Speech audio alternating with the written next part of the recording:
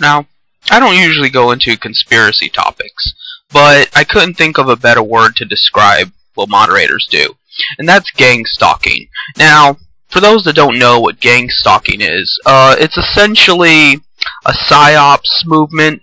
It can also be physical, but typically it's more of psychological warfare, of stalking somebody in a gang format. In other words, a collective body of people targeting a particular individual and making their life a living hell. And it seems that's how moderators function far and wide.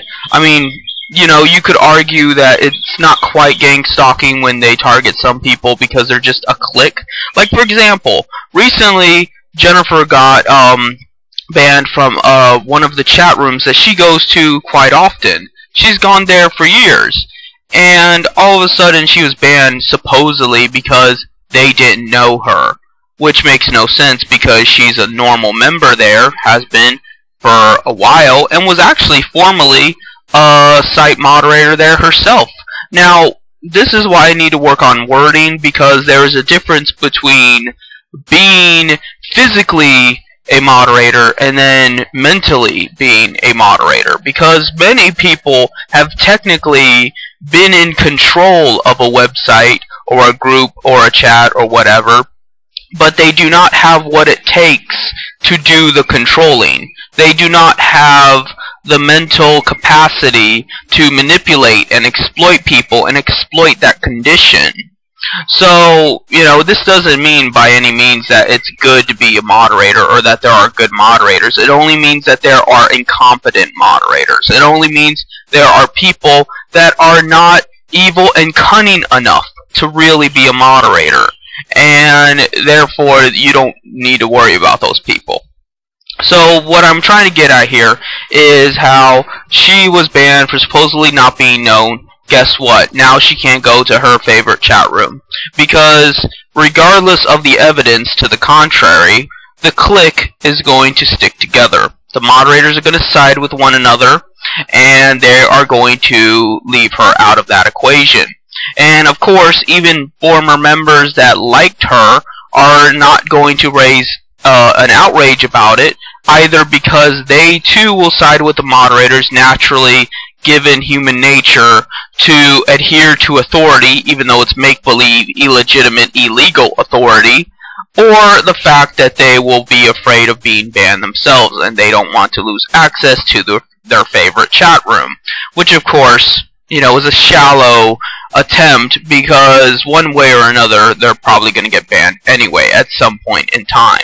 This is why it's ridiculous that we go around believing that somehow only trolls and bad people ever get banned, because it doesn't have to be that way. And if it doesn't have to be that way, then why do we automatically presume that's the case? If there is nothing to legally stop the person from banning somebody that did absolutely nothing wrong, then why are you going to just automatically presume that the person in question is guilty of something? That makes no sense. Blame the person with the gun. That's what it comes down to. But people don't want to do that because they want to adhere to this class hierarchy system. And where does this all fit into gang stalking? Well, on the more sophisticated websites, on bigger websites such as YouTube and Facebook and things like that, they are way too big to be, you know, targeting specific people unless there's a conspiracy to do it. For example, myself. How is it on YouTube, where I have maybe 25 subscribers on my previous account, I was able to get a strike? That makes no sense. Even if there was flag spamming, which is most likely not the case, because even Mark Anthony and Candy Cow working together to flag me isn't going to be enough to trigger that. Not to mention, with as much as they do it, it would have obviously been caught on by now that they're doing it on purpose, and supposedly false flagging is against the terms of service. But, so either the moderators are ignoring their own terms of service when it comes to false flagging, or there's gang stalking. They know that it's Jim Profit they're flagging, so they automatically go after people that are of high priority. And whichever argument you want to choose looks bad on moderators. But somehow people create this cognitive dissonance in their head where it doesn't look bad on moderators. It just looks bad on Jim Profit. And, I'm not the only one affected, obviously. Clearly, I mentioned Jennifer. But my story is a little more related to the evils of moderators. It's more directly relevant to how moderators operate, because with her, yeah, they were being assholes, but there's no evidence of gang stalking, as opposed to my case, where I don't even have the large subscriber base to get that amount of false flaggers to get striked at the amount that I do. There is no evidence to support that there isn't people coming after me specifically, because I am not a big enough YouTuber to have that amount of hate. So it has to be the fault of moderators specifically going after me for one reason or another, whether because of the things I say or because they just want to or what. I don't need to answer that question because it's irrelevant. It's irrelevant why they do it. The fact is they are doing it and they're getting away with it. And, in reality, most people will tell you, I'm not that offensive of a guy. Sometimes I curse. Sometimes I, say some aggressive things, but I have every right to. You would not put up with this kind of bullshit in real life, like I've said before. Moderators did this in real life, they would end up with broken knees. And if I ever see one, I will give them broken knees. But how does that equate to going to that degree of harassment and belittling where they are literally stalking me and trying to censor me at every turn to make sure that I am never above 25 subscribers? So, it all adds up to the fact that they want to create a system that people are not only dumbed down in, but enslaved by. This is why I say not to compare what we have to A Brave New World. A Brave New World was written in an era where, social liberalism was becoming the trend, and people were scared that they were going to just be jaded, dehumanized individuals based purely on consumption and gratification. That has been somewhat the case, but it has been used for a more nefarious purpose than in and of itself fulfilling one's lusts. The fact is, in A Brave New World, people were, if only artificially, happy. There was no central authority to, humiliate and to torture them. So that was more like Orwell's 1984. And in Orwell's 1984, they primarily used fear and paranoia to create an imaginary enemy, which moderators do as well with the trolls, and then use as an excuse for their authoritarian, hellhole. So we're a combination of all these things, obviously. But a lot of the more right-wing people want to compare it to A Brave New World, but we do not have nearly the amount of leeway to make us A Brave New World.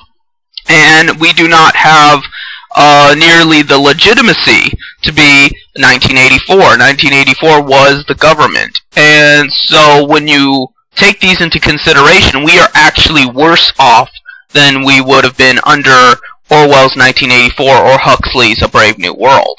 We are more of a combination of idiocracy and, I want to say, the Matrix, but that might not come until later. So I can't think of currently a book that comes to mind, but I'm sure it will later. But the point is that, yes, we are a combination of all these dystopian futures, and now it's the dystopian present, and it's only going to get worse as the technology advances and gives these people a more opportunity and more means to control and subjugate us. And if you think this just happens to me, well, then you're clearly lying to yourself. Because while indeed it does happen to me, and you can, say to your blue in the face that it's well-deserved, it doesn't mean it's only happening to me, and at some point it has to be wrong. It can't simply be everybody all the time is in the fault and moderators are just doing their jobs. It can't work that way. It just physically can't. And so what sort of mind does it take to continually justify this? It doesn't need to exist.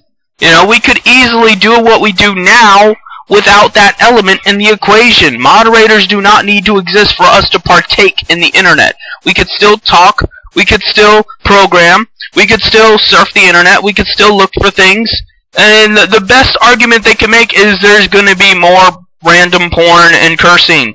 So fucking what? Given the fact that there are multi-billion-dollar industries that are intentionally dumbing you down and enslaving you and marketing your private information, screwing you over, and benefiting from an illegal and shady system, they are high-stakes criminals and they're rewarded for it, but you're punished for absolutely nothing. You're a harmless individual, and they think you don't even have your right to freedom of speech and freedom of movement, and you're okay with that. Because the downside might be that there's a little bit more porn and argumentative people if there were not these criminal masterminds behind the monitor, you know, living in the shadows, because that's another thing. They live in complete secrecy. You don't hear about moderators. You don't see moderators. You don't have names or faces for moderators. And that's what worries me the most. Because if these people did have their faces and names out there, they would not be able to get away with the shit that they do. Maybe more so the police would investigate them, or at the very least we could go over to their house and give them a firm, a firm talking to, if you know what I mean. So, that's really all I have to say on this matter, is that there is gang stalking on the internet, and it's based off of moderators. Doesn't happen to everybody, but it clearly happens to some people for very obvious reasons. I guess that's it.